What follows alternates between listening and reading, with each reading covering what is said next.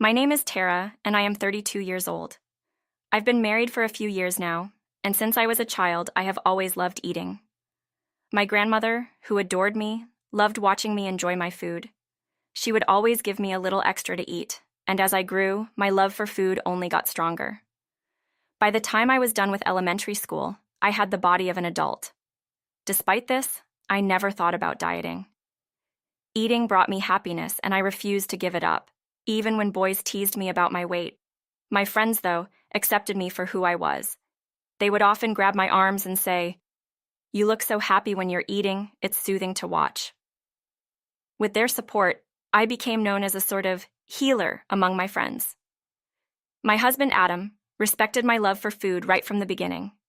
When he proposed to me, he said, "I want to watch you eat forever." It was such an honest declaration of his love that I immediately said yes. After we got married, we moved into Adam's family home at his parents' request. It was a huge, luxurious property that had been in the family for generations. But maintaining it wasn't easy on the income of my father-in-law, who was a civil servant, and Adam, who worked a modest job. When they tried to sell the house, many of their relatives protested, and eventually, they asked us to move in and help them out. I agreed without hesitation. Adam and I were given 2 rooms to start our life together. Adam's sister Allie also lived in the house. She worked as a designer, and she was stylish and beautiful. She looked nothing like Adam, who resembled their father, who was also on the plump side. Their mother, on the other hand, was slim, and Allie took after her. From the very beginning, Allie didn't seem to like me much. When I first greeted her, she looked at me with disdain and said, "You and my brother are quite alike. I don't like people who lack self-control." I was used to people making judgments about my weight, so I simply responded, "I do have self-control, but it doesn't mean I need to hold back from eating what I love." My in-laws laughed at my response, but Allie didn't smile.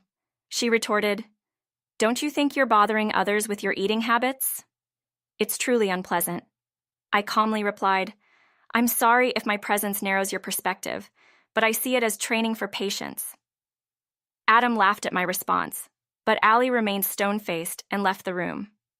Since we started living together, meals had become a source of tension between Allie and me. I often took seconds during meals, while Allie ate very little and always left the table quickly. One day I asked her, "Why don't you eat more of your mother's cooking?" "It's wonderful, isn't it?" She glared at me and replied angrily, "I gained weight when I measured myself yesterday." "Don't say unnecessary things. That's why I dislike overweight people like you. You have no consideration for others." She stormed off, ignoring her mother's attempts to calm her down.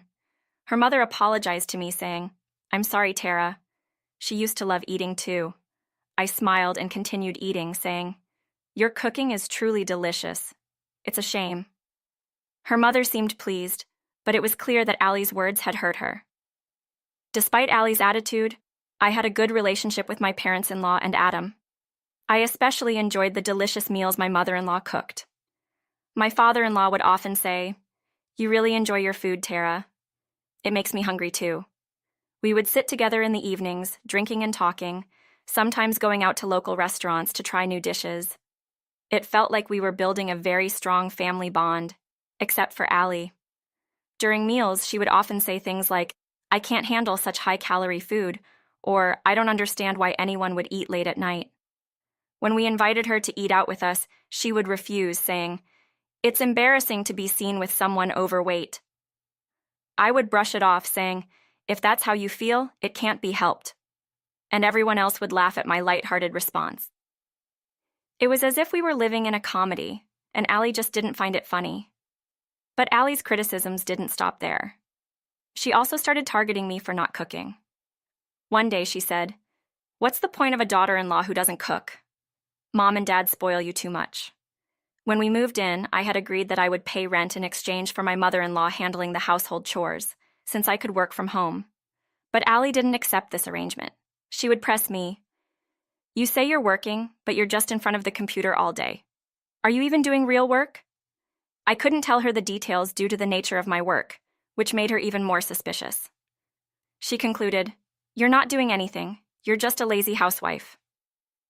Despite her words, I chose to ignore her, thinking if that was what she wanted to believe, then so be it. Things took an unexpected turn about a year after we moved in. Allie announced that she was getting married. Her fiancé was a graduate from a prestigious university and worked for a major publishing company. She said she fell in love with him at first sight during a work project. "See, I am different from you," she declared proudly. I sincerely congratulated her, telling her that it was wonderful news. I couldn't attend the family introduction due to an important work commitment, but Adam brought back a photo of her fiancé. He was very handsome, and they made a beautiful couple.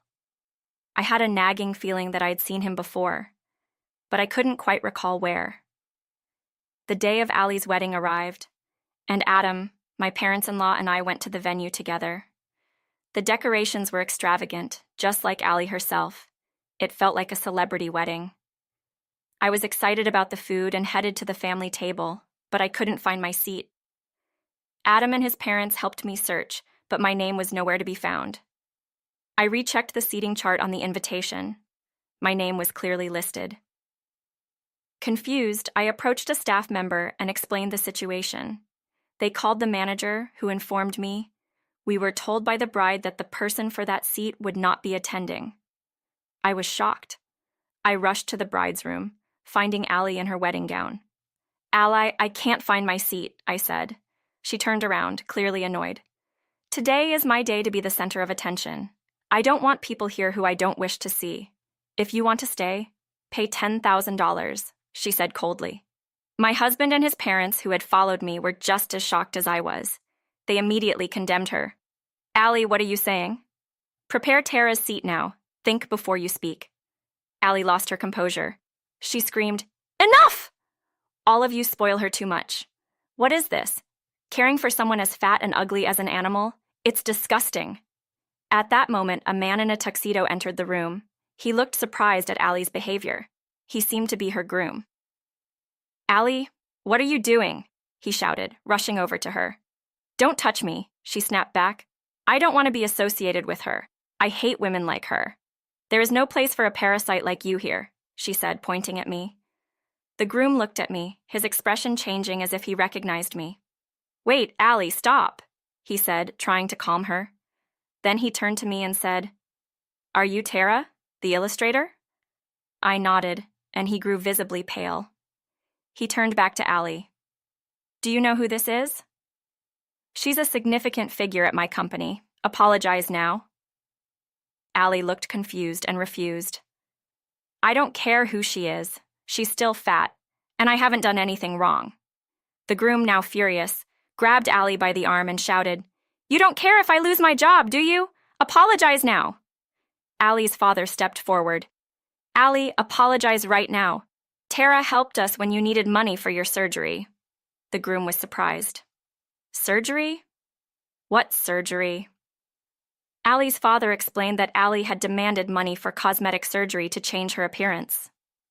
Allie tried to deny it, but the truth was out. The groom was visibly upset. "You should have told me before we got married," he said, his voice filled with disappointment. "The wedding is off. I need to rethink everything." Allie was speechless. She tried to deny everything, but the evidence was undeniable. The groom looked at me and said, "I'm sorry for what happened today. I hope we can maintain a good relationship professionally." I assured him that I understood, but Allie began crying. "I loved your story, happy even if ugly or fat. I thought I needed to be beautiful to be happy, but I was wrong." She broke down in tears, and I realized that her anger towards me stemmed from her own insecurities. She had always believed that being beautiful was the only way to find happiness, and seeing me, someone who was comfortable in my own skin, had made her feel threatened. After the wedding was called off, Allie quit her job and secluded herself in her room. The person who had once criticized me for being a lazy housewife had now become reclusive. She refused to eat, and her family was deeply worried about her. One day, I decided to do something about it. I began drawing a comic book based on her story. It was about a woman who was ridiculed for her looks, underwent cosmetic surgery, and eventually realized that true happiness came from within. I printed it out and left it in her room. A few days later, Allie knocked on my door. It was the first time I had seen her in 3 months. She looked pale and gaunt. but there was a hint of determination in her eyes. She handed me the comic book and pointed to the character before the surgery. "I didn't look this bad," she said, her voice shaky. I couldn't help but laugh. "Don't be so picky," I said gently. For the first time, Allie smiled, and it felt like we had finally connected. Since that day, Allie has become my assistant. She helps me with coloring and adding details to my illustrations. Working together has not only improved our efficiency, but also brought a new energy to our creations. Her experience as a designer has added a refined touch to our projects, and our editors have noticed the improvement. We've even started brainstorming new ideas together, and our creative partnership has blossomed. In our free time, we go to yoga classes or work out at the local gym. These activities help us stay healthy and recharge our creative energy. Allie often tells me, "Sis, you might want to lose a little weight," and I know she means it in an encouraging way. I usually respond, "Being heavier is just who I am," but lately I've started to take her advice seriously. I've been more conscious of my health, especially since I started feeling discomfort in my knees. I've tried some of the diet methods she suggested, and I've started to feel better. My skin has also improved, and I feel more energetic. Allie has changed too. The tension she used to carry is gone, and she seems more relaxed and happy. Perhaps the guilt over her past had been weighing her down for a long time. Now she seems free. Adam sometimes jokes, "I never thought you two would get along so well. Maybe the goddess of ugliness brought you together." We laugh at his jokes now, knowing that they come from a place of affection. Allie once responded, "Maybe the goddess of ugliness is actually a wonderful deity who connects people with beautiful hearts." I couldn't agree more. Our next project is titled "The Gifts of the Goddess of Ugliness," inspired by our journey together. My parents-in-law have also noticed the change in our home. One day, my father-in-law visited our workspace and said, "Thank you, Tara. I never imagined our home could be this bright." My mother-in-law, too, enjoys our family meals more than ever, saying, "There's nothing better than eating together as a family." As I sit at the dinner table, enjoying a meal prepared by my mother-in-law, I feel a deep sense of gratitude.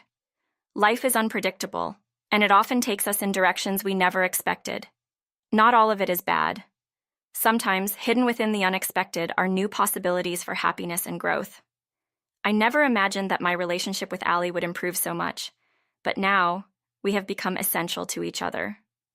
Together, we are creating new stories and spreading a message of acceptance and happiness. I hope that our work will encourage others to find their own happiness